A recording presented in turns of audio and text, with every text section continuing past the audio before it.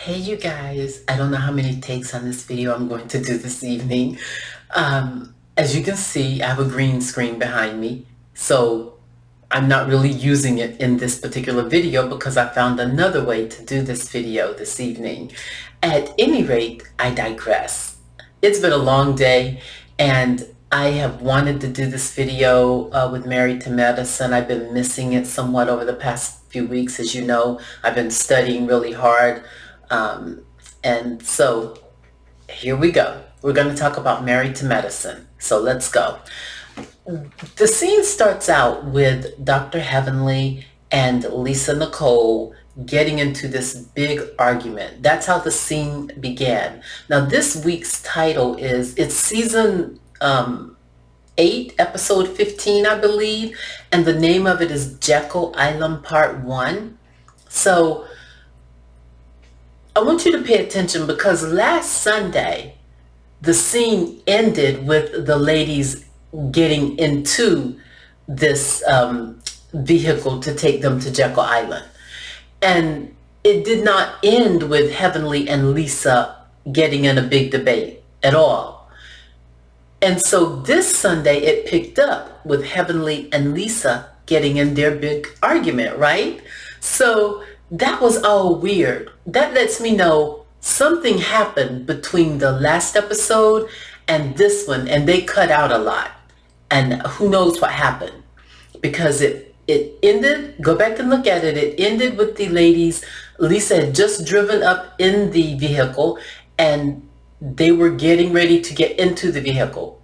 And then last night, it started right with the argument mid-air, okay? So that was a little bit of editing going on there. It's a 9-hour drive from where they're going. Jekyll Island is absolutely beautiful. I think that you should go. You will not want to leave. So be prepared to stay at least 4 days and 3 nights, because if you're just going for a weekend, you're not going to want to leave.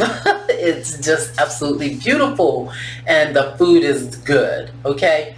So right before they get to Jekyll Island, there were 2 scenes I want to bring to your attention. The first one is Dr. Jackie gets out and she pumps gas. I don't know if she was doing that to prove that she's not too good to pump gas, or if she was just trying to get a break from what was going on inside of the vehicle. She probably needed a breath of fresh air as well.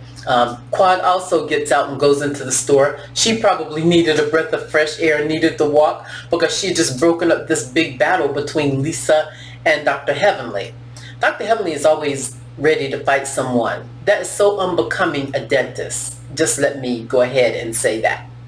Now, I want to move forward to the next scene I want to talk to you about that occurred in the vehicle. The next scene is whenever Dr. Simone is sitting in the passenger seat and she's there with another doctor. I don't know if it was Contessa or if it was Dr. Heavenly, but they were kind of playing back and forth with someone trying to sit on her lap or push her over or something. And Simone says, you know, this MF is still awake. She's talking about the driver. So I was like appalled by that comment, because this is a man you don't know and you're calling him an MFer. And I'm just using the abbreviation. She said the word. That's not how you treat people. That's not the example that you want to bestow upon us as we're looking at you. Have some class. You are physicians. You are a highly esteemed. Well, they were steamed, but they work in professions that are highly esteemed. Let me just say. So we expect more out of them. Even if they're going to have some drama on this show, we still expect more from them than calling someone you don't even know an MFer. So they arrive to the hotel or their destination. They're tired because it's a 9-hour ride. So, and all those people in that one place, it's a lot. I can't bear to be in the car with like 4 people driving 9 hours, let alone a vehicle with that many women. I would not have been able to do it. I understand why Anila came later. Okay, she wasn't going to be cooped up in any place for 9 hours with Toya. Okay, so they arrive there at the hotel. The next thing that takes place is, let's see here, Contessa. The other scene I want to talk about. Contessa and Quad and Dr. Jackie are walking, let me just draw attention to Quad's hat. It was a beautiful hat. And also Dr. Jackie had on a really good hat as well. I loved those hats. I'm like, that looks really nice. I really like their fashion. Quad can dress. I love her style. But anyway, they're walking and they start to talk to Dr. Contessa about her marriage, and she talks to them about Scott and how he has been seeing this coach for the past 6 months and not paying the coach anything online. So I just want to make a side comment about Contessa and Scott. And it is that, you remember, Contessa was away for about 2 years from her husband and her children. Therefore, if you are going to be away from your husband and your children for almost 2 years, and you expect that he's going to get a D on and not find someone to relieve that, that temperament, you're away 2 years. Okay? You're not there as a mother and a wife. That's a long time. I could never leave my kids for 2 years if they were that young. There's no education in the world that would have been that important to me. I would have stayed home and done it online somehow. Because in Georgia, you have you have Emory University, which is a top-notch medical university. You also have, and maybe they didn't have what she needed there, because I know sometimes medical schools do not always carry the same criteria as other curriculum as other medical schools. So maybe that was the issue as well. At the same time, I don't want to make it seem as though I condone adultery and going out on your wife. I do not. I absolutely do not. I'm just saying, anything that is happening to Contessa right now, she brought it on herself. That's all I'm saying. Because, as you recall, in the beginning, when they first came on, they were doing good in terms of their relationship. There were no issues.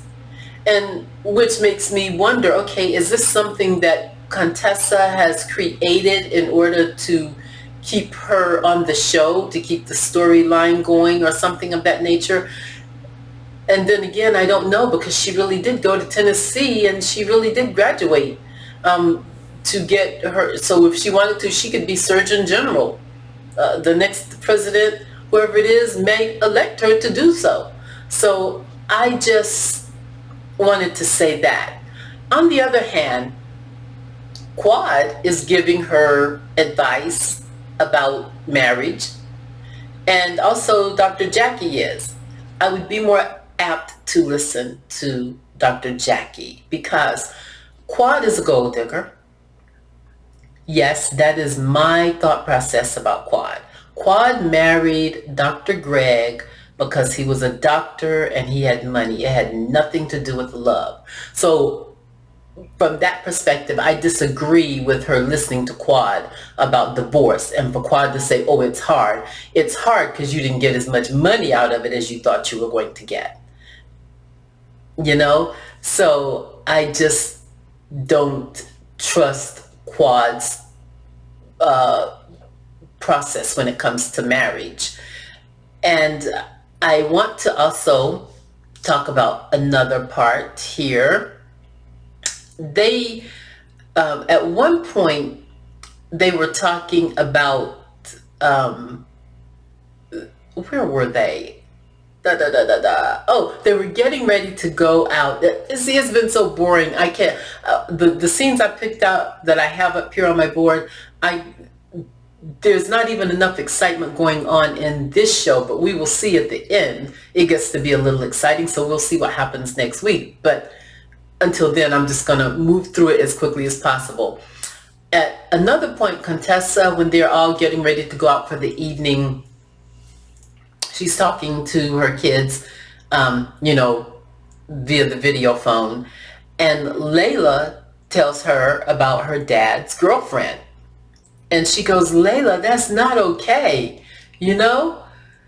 And I'm going, you know, what is going on here? Now your daughter has overheard your husband talking on the phone to another woman, and he has, where did the daughter get the idea that it was his girlfriend? Did he tell her to say that?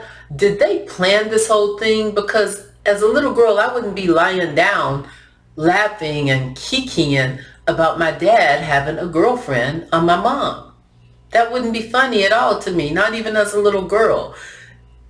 So the dynamics the dynamics of her family between last season and this season have changed drastically from when they first entered the show. You know, that's just what I think. So the other thing I want to talk about is Toya. At one point, Toya asked the ladies, if I die, who's raising my children? And they all start to name all these stars and people they want to raise their children. And Contessa is always such a clout chaser. She named, she named Viola Davis, and named also, or was that Quad? Someone named Viola Davis and Angela Bassett. First of all, they're already married, so they're not raising your kids. So the question should have been more realistic. They should have looked around the table and looked at women in their circle to see who they would have raising their children, instead of, you know, trying to get some star who is definitely not going to raise your children. It was just so unrealistic. Then the other part is they also started talking about, you know, if they had a girlfriend, who would it be? And this is like the second time in the past few seasons that they've had that question. And Contessa always just has a whole list of women that she would get with. If someone was to ask me that question, quite frankly, I would not answer it. I'm not interested at all. I'm not interested. I'm completely heterosexual, completely. I don't want you up on me in any, keep that over there with you, and please keep it covered up. I don't want it anywhere near me. We wouldn't be play kissing. I'm just not attracted to women like that.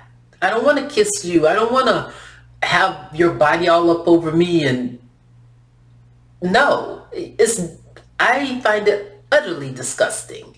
I know there are people out there who don't. I do. Okay? So, however, I brought this up just to say Contessa seems like she named off Jada Pinkett. She named off, who else? Vanessa Williams. Just a whole lot of women. And I'm thinking, has she really sat down and thought this out? Because she's just like naming people. I digress. I know you guys wish I would digress. Sometimes I can go on and be repetitive, and I'm trying to come out of that. Please forgive me. So the one thing I did like about Contessa is she, you know, did the prayer with her children before bed, and I thought that was so important. I also loved those strap shoes, those knee strap sandals that she was putting on. I like that. Those were really nice. I was trying to see who they were by, but those were like the nicest, most fashionable strapped up sandals I had seen in a long time. So I'm going to go ahead and carry us to the end, because like I said, it's just not a big deal at all.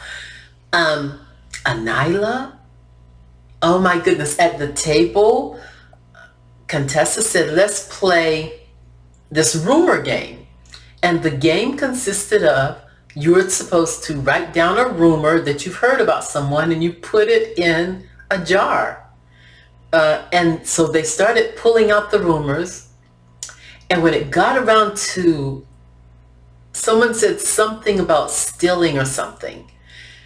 And that is when Anila exposed Lisa for stealing $400 for her. And she is gung-ho on that, you guys. She is gung-ho that Lisa stole her $400. Now, we all know Lisa steals ideas. She definitely steals ideas. We witnessed her steal Heavenly's idea, and then now this season she stole the idea from Simone, Dr. Simone, and it's just been, Lisa just seems a little shady, to me, to some degree. Very, very shady character. And I don't know if she's on something, because oftentimes I look at her and the way she speaks, and I'm not saying she's doing, the DRUGS or anything like that. I'm not saying that, but I'm thinking it may be some other prescribed, allegedly. I'm not sure. I'm just saying the way she acts, it just comes across like she might be on something. And at any rate, we get to pick up next week where they left off this week about the $400. So I want to know, do you think that Lisa stole Anila's $400? Because Anila is adamant that it was missing. And what do you think about Toya? Toya has really not treated Anila right. And regardless of what you think of someone's money situation, they don't deserve to be mistreated that way. If I had a friend and she had a money situation and she was using one of my friends to do something and she didn't pay them, I would have that conversation with her in private and try to bring the two of them together, see how we can resolve it. But I would not do it in front of the ladies, and I certainly wouldn't go around mistreating her afterwards. And Anila, no matter what you say, she seems like a really sweet-hearted person who, if you push her far enough, she doesn't mind getting back in you, okay? Letting you have a few notes coming from her voice, okay? She's not afraid to say what's on her mind. And I just think she's a really sweet person, and I like her for the show. Do you guys like her for the show? So this is your opportunity to give me a thumbs up. Let me know you like this video. And you guys, I only need about 500 and some odd more subscribers, maybe 420, I think. So please subscribe to my channel and come back here often as you watch me grow. And I'll be having some lives where I can bring you on and we can talk about things, talk about information, and especially the news. I'm going to do an ITN, which is in the news. I'm going to do one of those this week. There's some things coming up that I think you need to know about Russia and what it did to Africa. Okay, we're going to talk about this. There are things going on in this world. And with all due respect to anyone who is non-black, I have to speak to my black people on this channel right now. Black people, you need to get in tune, okay? The world is against us right now. If you want to find out some of the information beforehand, go online and look at what Russia did. They sent mercenaries to Africa pretending to be help. And blood was shed. I digress because we're supposed to be talking about Married to Medicine. I just wanted to put that out there. I got to do a little more research and I'm going to bring it to you, okay? We got to get in tune, people. Anyway, thank you guys. And I just want to say many blessings to you, okay? Bye-bye.